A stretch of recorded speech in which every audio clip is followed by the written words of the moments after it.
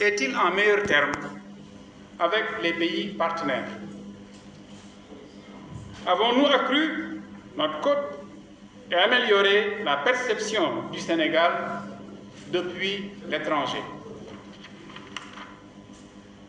Mesdames et messieurs, à de telles interrogations et à bien d'autres de la même veine, nous voyons bien et objectivement que la seule réponse qui s'impose, c'est non.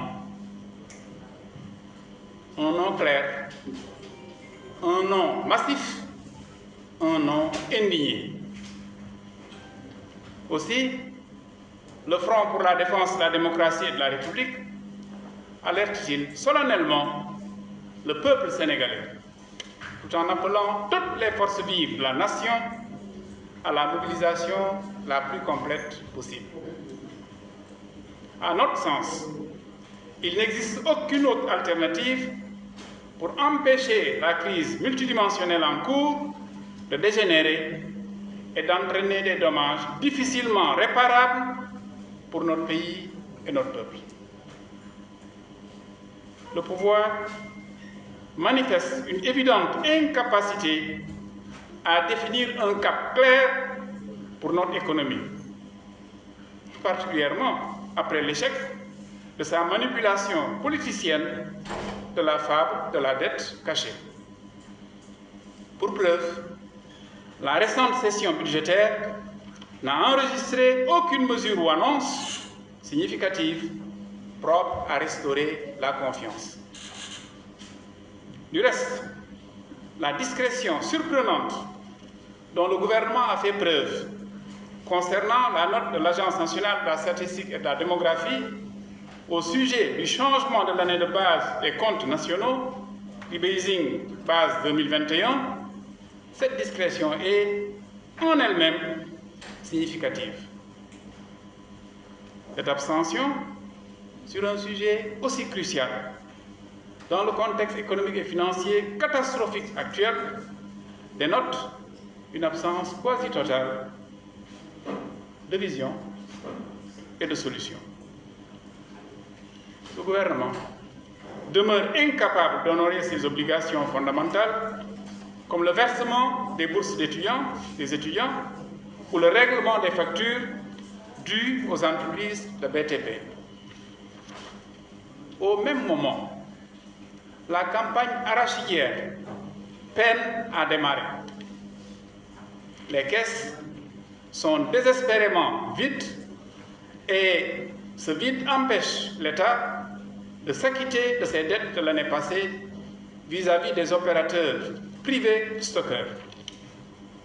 Et le décret 2025-1756 portant droit de sortie sur les exportations d'arachide vient péjorer une situation déjà bien complexe du fait d'un déficit de crédit approprié aussi bien du côté de la Sonacos que de celui des OPS.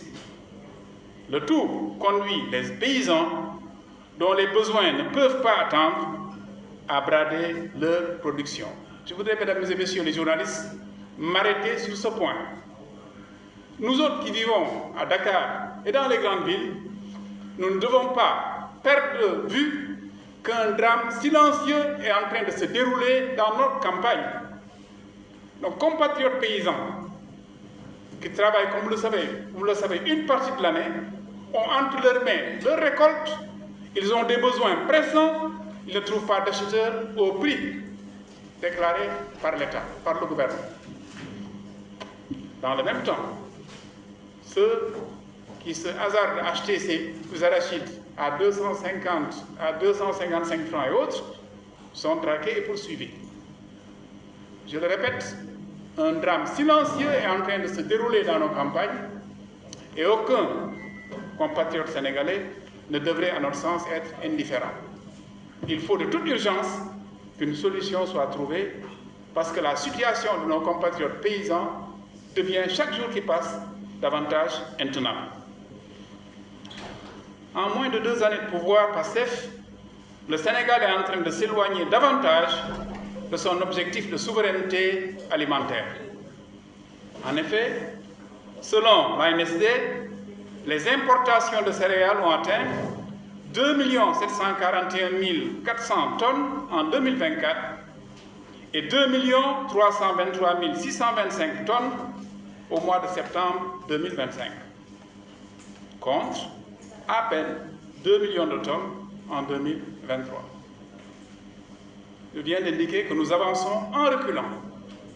En dépit de toutes les gesticulations, les chiffres sont éloquents en la matière. Nous avançons en reculant.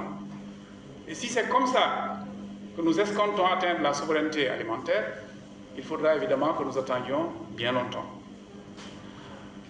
La manipulation de la justice se poursuit sous des modalités davantage insidieuses.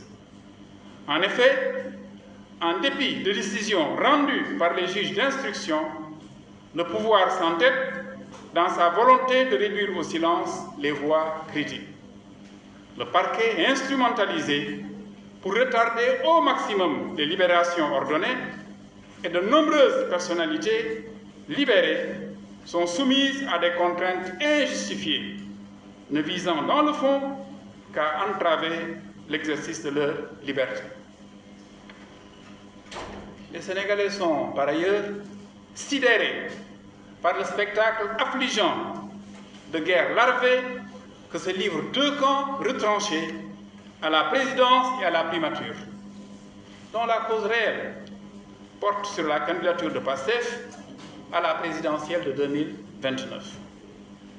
Dans ce cadre, l'Assemblée nationale a été ridiculisée par une séance impromptue de questions au gouvernement, organisée à la hâte pour offrir une tribune au Premier ministre désiré de mobiliser une fraction du parti au pouvoir. Une telle situation tragicomique jette un grave discrédit sur notre pays et menace sa stabilité politique et institutionnelle. De surcroît, alors que des pans entiers de notre économie sont dans l'incertitude, certains dignitaires du pouvoir affichent ostensiblement un insolent train de vie, multipliant les voyages en jets privés et les sorties en véhicules de luxe. La récente réduction des prix, annoncée avec fierté, s'est révélée être une mesure aussi superficielle que propagandiste, n'ayant pas d'incidence véritable sur la vie de plus en plus difficile des populations. Beaucoup savent que le prix du baril est tombé dans la fourchette de 40 à 105 $ depuis 2024, après avoir dépassé 120 $ en 2023, à la suite de la Covid-19 et de la crise russo-ukrainienne. Rien ne justifie donc qu'en fin 2025, les coûts du carburant, de l'énergie, de l'eau et des transports restent aussi élevés. Les Sénégalais ont bien raison de se demander comment se fait-il que le prix du litre de super, qui est de 820 francs en Côte d'Ivoire depuis novembre 2025, comment se fait-il que ce prix-là soit, au mois de décembre de la même année, à 920 francs au Sénégal? 820, 920. L'FDR exige une véritable baisse des prix de l'énergie à un niveau qui soulage véritablement les populations et impacte positivement les prix du transport public. Mesdames et messieurs, sur un autre registre, que penser de l'impunité dont jouit un ministre qui pourtant a révélé à la face du monde avoir détourné des fonds sociaux au profit de ses camarades de parti, déclarés victimes ou martyrs sans aucune décision judiciaire? C'est un aveu public. J'ai puisé dans les crédits de mon département pour indemniser, je mets les guillemets, des victimes, je mets des guillemets, des martyrs, je mets des guillemets. Aucune décision judiciaire, aveu public, et rien ne se passe.